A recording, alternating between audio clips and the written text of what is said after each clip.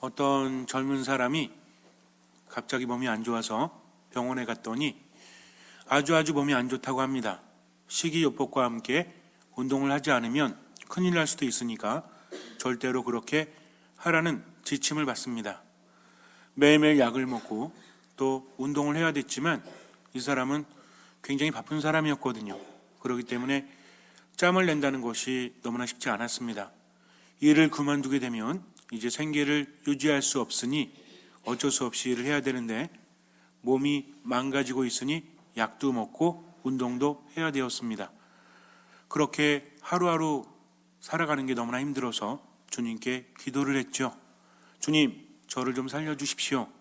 제가 정말 너무 힘듭니다. 그런 저에게 힘을 주십시오. 라고 기도합니다. 그렇게 기도하면 하루를 살아갈 수 있었어요. 하지만 여전히 힘듭니다. 그 다음날 또 기도를 하고 또 하루를 살아가요. 어렵게 미사 참여를 하고 또 하루 살아갑니다. 그러던 어느 날 너무나 힘들어서 성당에서 이렇게 외쳤습니다. 제가 기도하고 하루 살아가는 힘이 있기는 하지만 이제는 견딜 수가 없습니다. 당신이 정말 저를 사랑하시고 전능하시다면 왜 저에게 이런 시련을 주십니까? 당신께서 저를 사랑하시지 않거나 사랑한다고 할지라도 능력이 없으시거나 그런 것이 아닙니까? 이런 당신을 제가 왜 따라야 합니까? 하면서 이제는 성당에 오지 않겠노라고 하고 성당을 나갔습니다. 그리로부터 몇 개월이 흘렀을 때 성당에 그가 여전히 기도를 하고 있습니다. 그런데 이전 모습과는 다르게 아주 평안한 모습으로 주님께 기도합니다. 이 사람이 나갔을 때는 너무나 답답하고 너무나 힘들어서 주님께 하소연하다가 몸이 나아지지 않으니까 그렇게 박차고 나갔지만 나가보니까 아무것도 할 게 없고 의지할 곳도 없습니다. 그러니 어떻습니까? 다시 돌아올 수밖에 없지요. 하지만 평화라고는 찾아볼 수 없었어요. 어쩔 수 없이 돌아오기 때문입니다. 뭔가 확신이 있는 것도 아니고 주님의 뜻을 알 수 있는 것도 아니고 감사한 것도 아닌데 그래도 의지할 곳은 주님뿐이 없다는 것이 너무나 비참하지만 그래도 살기 위한 유일한 희망이라고 여겨졌기 때문에 그러니까 주님을 찾은 것이 다른 방법이 없으니까 여러분들이 연애를 하다가 헤어졌어요. 근데 연인이 다시 찾아왔습니다. 미안해, 나를 받아줘. 그래서 여러분이 물었어요. 아니 왜 왔어? 그랬더니 나를 받아줄 다른 사람이 없어서 너한테 왔어. 여러분들 뭐라고 하실래요? 꺼져 라고 할지도 몰라요. 기분이 좋을 리가 없죠? 아니 무슨 꽝 대신 닭도 아니고 다른 사람이 안 받아주니까 나에게 온다면 그래도 받아주실 분 한번 흔들어 보세요. 난 그래도 사랑하니까 받아줄래요. 네? 불쌍하니까. 네, 그럴 수도 있죠. 뭐 다른 분들은 저 같아도 싫어요. 나 싫다고 떠난 놈이나 년을 왜 받아줍니까? 그러나 하느님께서는 받아주신다는 거죠. 이 사람은 어쩔 수 없이 돌아온 거죠. 그래도 내가 할 수 있는 유일한 방법이 있었기 때문에 만약에 치유할 수 있는 다른 방법이 있다면 그리로 갔을 거예요. 그런데 아무 곳에도 그런 방법이 없었기 때문입니다. 의지할 곳은 하느님뿐이죠. 우리가 살다 보면 그럴 때 있죠. 주님, 이 어려움만 이겨내게 해주시면 당신 따르겠습니다 라고 하는데 화장실 들어갈 때 마음과 나올 때 마음이 다르다고 간절할 때 신앙이 있는 것 같지만 조금 편안해지면 그 말을 실천하지 않는 것이 아니라 어떻게 합니까? 미루죠. 제가요 내년부터는 열심히 할게요 하면서 미룹니다. 그것이 무엇인지 깨닫지도 못한 채. 그런데 이 사람은 너무나 절실했기 때문에 와서 기도합니다. 그리고 그 다음 날도 너무너무 힘들게 하루를 마감하고 쓰러지자마자 지쳐 잠들었어요. 그 다음 날 또 그렇게 합니다. 정말 힘든 것은 지금 이렇게 힘들지만 내가 다음 주에 버틸 수 있을까? 아니, 당장 내일은 버틸 수 있을까? 라는 생각을 하면서 잠이 들었다는 거죠. 그렇게 몇 달이 흘렀을 때 그는 깨닫게 됩니다. 원래는 내가 버틸 수 있을까? 내일을? 내가 다음 주까지 버틸 수 있을까? 라는 생각을 하면서 버텨왔다는 것이죠. 이제는 뭔가 생각이 바뀝니다. 내가 너무나 힘들었지만 어쨌든 지나온 삶을 보니까 하루하루 이길 수 있는 힘을 주님께서 주셨다는 것을 그제서야 깨닫게 되죠. 기도할 때 우리는 우리 방식대로 기도하지만 하느님께서는 당신의 방식대로 이끌어 주십니다. 인간의 눈이, 인간의 귀가 얼마나 나약합니까? 귀가 얇다고 하죠? 그러니까 어때요? 처음에는 그래요, 내가 이렇게 할게요, 이것만 해도 정말 감사합니다. 그런데 살다 보니 어때? 울컥 치미는 것도 있고 이건 아닌 것 같기도 하고, 그때는 급하니까 깊은 생각하지 못하고 이게 좋다라고 했지만 조금 여유가 생기니까 어때? 안 그런 것 같죠? 그러니까 마음이 바뀌기도 하고, 그래서 귀가 얇다고 하죠. 눈은 또 어때? 처음에는 콩깍지가 씌워져가지고 이 사람이 최고인 줄 알았는데 살다 보니 어때? 내가 미쳤지 라고 생각을 하기도 하죠. 모든 것이 다 그래요. 어떤 사람은 신앙을 가질 때도 하느님 너무나 좋아서 하느님 없이는 살아갈 수 없어서 그분의 말씀이 내 힘이 되니까 성당에 나오다가 조금 다니다 보니까 어때? 내가 원하는 방식대로 누릴 수 없으니까, 느껴지지 않으니까 어떻게 합니까? 이거 아닌 것 같아 하면서 살아가기도 하죠. 여러분들은 어떠세요? 늘 하느님 생각에 마음이 기뻐 뛰놉니까? 아니면 어쩔 수 없이 성당에 나옵니까? 다시 한번 생각해 봐야 한다는 거죠. 우리가 하느님께 믿음을 둘 때 믿음이라는 것은 전적으로 맡기는 거죠. 내가 결정하지 않습니다. 비록 어두운 밤이라고 할지라도, 한 줄기 빛이 보이지 않는다고 할지라도 빛을 찾기 위해서, 빛은 내가 만드는 것이 아니라 주님께서 나에게 주시는 거죠. 그러니까 그 빛을 발견하기 위해서 뭐 하는 것입니까? 기다린다는 거죠. 우리의 인내는 뭐하고 연결이 되죠? 그냥 참는 게 목적이 아니라 무엇하면서? 기다리면서 때가 되면 그분께서 나를 이끌어 주시겠지. 우리가 성경을 묵상하면서 때가 차면 이런 말을 많이 듣죠. 주님의 때가 되면 주님께서 이끌어 주십니다. 그래서 믿음 있는 사람은 어떤 사람이다? 때를 기다릴 줄 아는 사람. 언제인지 알아요, 몰라요? 모르죠. 언제가 때예요? 그분께서 허락하실 때. 그러면서 죽기까지 순명하는 것이 바로 신앙이라는 거죠. 근데 이게 하루아침에 되는 게 아닙니다. 내가 살아가면서 때로는 원망도 하고, 때로는 한탄도 하고, 때로는 실망하면서도, 그런 와중에서도 하느님께서는 이끌어 주신다는 거죠. 중요한 건 뭐냐면 눈을 들어서 그분을 바라보는 겁니다. 그분의 이름을 부르는 것이죠. 그러면서 때로는 힘들어서 정말 주님 나 안 믿을래요 라고 했다가도 다시 주님 저 받아주십시오 하면서 스스로를 낮추면서 주님 안에 머문다면 그 모든 것들이 하나의 과정이 되어서 나중에 깨닫게 됩니다. 인생이 그렇죠. 어릴 때 그렇잖아요. 어릴 때 부모님 이야기, 선생님 이야기, 어른들 이야기 듣죠. 그러면서 인생은 이런 거다 다 듣고 알죠. 근데 아는 것과 사는 게 같아요. 어떤 자매님이 그럽니다. 딸이 하나 있는데 남자친구를 데려왔대요. 결혼하고 싶다고. 그런데 정말 마음에 안 들었대요. 왜 안 들었냐면 마치 30년 전에 자기를 보는 것 같아서, 아니 생긴 것도 똑같아. 해는 짓거리도 똑같고 밥 먹을 때 습성도 비슷해. 그러니까 예전 생각이 나서 내가 저 인간한테 빠져서 여지껏 고생을 했으니까 절대로 딸한테 안 된다, 너는 후회한다, 안 된다라고 말했대요. 근데 엄마가 말할수록 딸은 어때? 오히려 오기가 생기죠. 그래서 엄마가 너 정말 후회한다 그랬는데 절대 후회하지 않는다고. 그리로부터 5년 후에 딸이 그랬대요. 더 말리지 그랬어 라고 말을 했다고 합니다. 아무리 말해도요, 저는 뭐가 옳다라고 말하는 거 아닙니다. 사람 마음이 이렇다는 거죠. 그러니 내가 정말 똑똑한 것 같고 내가 최고인 것 같아도 나이가 들수록, 인생을 살아갈수록 내가 아무것도 아니라는 것을 깨닫게 되는 것, 이것이 겸손입니다. 그렇기 때문에 하느님 없이는 살아갈 수 없음을 깨닫고 하느님을 삶의 첫 자리에 두는 거죠. 가만히 보니까 지나온 모든 사람들이 하나의 과정이 되어서 내 신앙을 이루고 겸손을 이루는 것이죠. 이 사람도 마찬가지였어요. 처음에 몸이 너무나 힘드니까 그저 낫게 해달라고 하나님께 의탁했는데 시간이 흘러도 나아지는 게 없어. 그런데 어느 순간 내가 하루하루 버티고 있음을 깨닫게 되죠. 그때서야 이 사람은 주님께서 당신의 방식으로 이끄시는구나.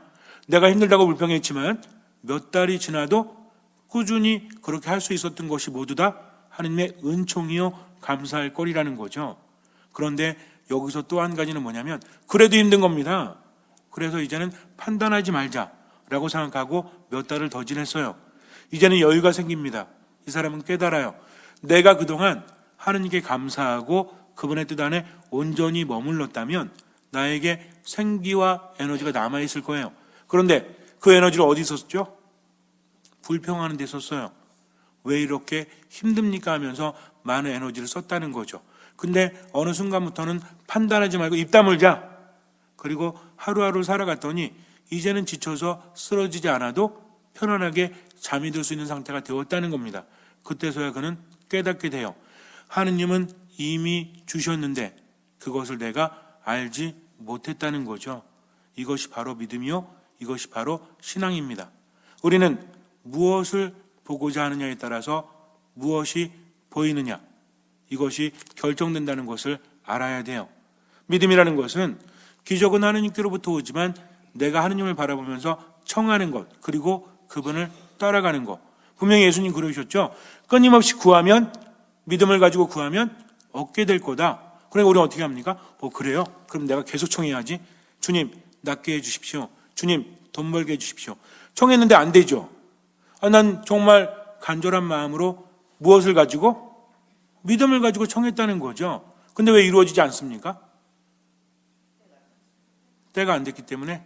물론 자, 본인은 믿음을 가지고 청했다라고 하지만 믿음이 없었기 때문이죠. 말장난이 아닙니다. 믿음은 무엇입니까? 믿음은 우리가 정말 아주 쉽게 말해서, 어원적으로 말해서 믿음은 심장을 들이는 거다. 그럼 믿음은 어디서 오죠? 들음에서 온다고 했습니다. 들음은 그리스도의 말씀으로 이루어졌다는 거죠. 뭔가를 바라는 것이 믿음이 아니라 들으면서 내게 생겨나는 것이 믿음이라는 거죠. 그러면 그동안 바랬다면 꾸준히 들었어야죠. 어떻게? 겸손하게. 들었으면 누가 바뀝니까? 내가 바뀐다는 거죠.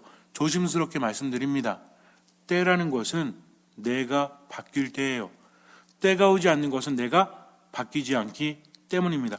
일방적으로 요구하니까 안 되는 거죠. 근데 가만히 보니까 매 순간순간 듣다 보니까 내가 변하게 되고 이 변하는 모든 것들이 하나의 과정이었다는 거죠.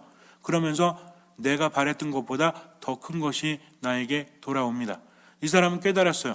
만약에 내가 하느님께 청해서 단시간 내에 건강이 회복되었더라면 건강할지 모르겠지만 지금처럼 생기 넘치는 삶은 살지 못했을 것입니다. 그러나 오랜 시간 동안 하느님 안에 머물 수 있었고 오랜 시간 동안 하루하루 기도하면서 살아온 것이 단순히 병만 치유한 것이 아니라 내 삶을 바꿔놓았다는 거죠. 어떤 삶으로? 하느님 안에 머무는 삶으로. 몸만 치유된 것이 아니라 정신이 치유되고 영혼이 치유됨을 깨닫습니다. 그래서 더 이상은 하느님께 내가 원하는 것을 청하는 것이 아니라 당신 안에 머물 수 있도록 해주십시오. 당신이야말로 생명의 원천이요, 당신이야말로 제 삶의 이유이기 때문입니다 라고 기도할 수 있었다고 합니다. 하느님께서는 청하는 것보다 더 큰 것을 주시죠. 예수님 얼마나 확실하십니까? 우리가 살아가는데 정말 필요한 게 뭐죠? 우리가 하는 모든 것들은 뭐 하기 위해서요? 살기 위해서죠. 물론 평화를 누리기 위해서 이런 것도 있지만 왜 먹어요? 살라고. 왜 입어요? 살라고. 그 다음 말 안 할게요. 왜 그래요? 살라고. 모든 것들이 살고자 하는 거죠. 근데 산다는 것도 생명만 유지하는 것이 삶이 아니라 삶은 어때야 됩니까? 삶은 행복해야 돼요. 삶은 평화로워야 돼요. 삶은 기뻐야 합니다. 그냥 숨만 쉰다고 사는 것이 아니기 때문이죠. 맨날 고민하고 걱정하고 우울하고 힘들고 슬프고 이렇게 사는 게 사는 겁니까? 그거는 죽지 못해 살거나 죽는 것보다 더 비참한 삶이라는 거죠. 그래서 삶이라는 것은 어떤 것이다? 살아 움직인다는 것은 활기찬 거다. 생기가 넘쳐 흐른다는 거다. 그래서 하느님은 살아있는 이들의 하느님이십니다. 살아계신 하느님이시기 때문에 그분 안에 머무는 사람은 죽더라도 살아요. 그리고 살아서 믿는 사람은 죽지 않아요. 이 말씀을 깨닫는 사람만이 온전히 신앙 안에 머물 수 있다는 거죠. 예수님 뭐라고 하십니까? 나는 부활이요 생명이다. 나를 믿는 사람은 어떻게 된다? 죽더라도 살고 살아서 믿는 사람은 죽지 않는다. 또 오늘 뭐라고 하십니까? 내가 생명의 빵이다. 나에게 오는 사람은 결코 배고프지 않을 것이며 나를 믿는 사람은 결코 목마르지 않을 것이다. 삶의 굶주림, 삶의 갈증 이런 것들은 많은 것들을 내포한다는 거죠. 즉 배고프지 않고 목마르지 않다면 뭐가 넘친다는 거죠? 생명력이 넘친다는 겁니다. 그걸 누가 주신다? 예수님이 누구시다? 생명의 빵이라는 거죠. 그래서 신앙은 그분을 내 안에 모시고 그분을 먹는 겁니다. 그분과 일치한다는 거죠. 그러면 우리는 세상을 활기차게 살아갈 수 있으니까. 그래서 예수님 바라보고도 알아보지 못한 사람들도 있죠. 그러나 나중에 깨닫는 사람도 있죠. 나중에도 깨닫지 못하는 사람도 있죠. 어떤 차이입니까? 보고자 하는데 보이지 않을 때는 그래도 끊임없이 하느님 안에 머물고 뭘 듣는 거예요? 이게 중요합니다. 신앙생활 오래 한다고 할지라도 뭐 하지 않으면? 듣지 않으면 변화되지 않는다는 거죠. 그래서 믿음이라는 것은 들음에서 온다는 것을 우리는 깨달아야 돼요. 그분은 말씀이시기 때문입니다. 말씀을 듣는 사람 뭐 하지 않는다? 판단하지 않는다. 모든 것을 그분께 맡긴다는 거죠. 때로는 이해할 수 없을 만큼 삶이 힘들다고 할지라도 무엇이 붙어 있다면? 목숨이 붙어 있다면 지금 최선을 다해서 살아가고 나머지는 맡기는 겁니다. 혹시 그런 걱정 안 하세요? 내가 오늘은 산다고 쳐. 그럼 내일은 어떻게 살지? 다음 주는 어떻게 살지? 라고 걱정한다면 그 사람 안에는 믿음이 아직은 자라나지 않은 거죠. 그러니까 믿었으면 언제만 살아가면 돼요? 그럼 내일 뭐 어떻게 되는지 알 수 없어요. 내일 걱정은 내일이 하도록 맡기는 겁니다. 오늘만 살면 되죠? 내일은 어때요? 내일은 또 기도하고 살아가면 돼요. 그렇게 살아갈 때 언젠가는 깨닫게 되죠. 이왕이면 언제 깨달은 게 좋아요? 빨리 깨닫는 게 좋죠. 그러니까 혹시라도 불평하느라 정말 하느님 계신 겁니까? 하느님 나 사랑하시는 겁니까? 라고 불평하지 말고 그 시간에 기도하십시오. 그 시간에 말씀을 들으십시오. 그렇게 하면서 한 가지 원칙 분명히 지켜나가세요. 언제나 기뻐합니다. 누구 때문에? 예수 그리스도 때문에. 그리고 끊임없이 기도합니다. 모든 것에 감사합니다. 이거 깨닫게 되면 그때부터 우리는 생명력에 넘쳐 흐르죠. 왜? 주님께서 나와 함께 하시기 때문입니다. 잠시 눈을 감으세요. 생명의 빵이라고 하십니다. 나에게 오는 사람은 결코 배고프지 않을 것이며 라고 말씀하십니다. 그분께 가십시오. 그분 안에 머무십시오. 미사, 말씀, 기도 안에서 나를 믿는 사람은 결코 목마르지 않을 것이다 라고 하십니다. 믿음이라는 것은 그냥 생겨나는 게 아니죠. 말씀을 들어야 합니다. 듣고 들을 때 믿음은 자라나게 마련이죠. 온전히 믿고 아무것도 판단하지 말고 모든 것을 맡기고 미사, 말씀, 기도 안에서 어쨌든 베풀면서 듣는 마음으로 살아가십시오. 주님께서는 그 믿음을 보시고 우리 삶에 놀라운 기적을 일으켜 주실 것입니다. 아멘.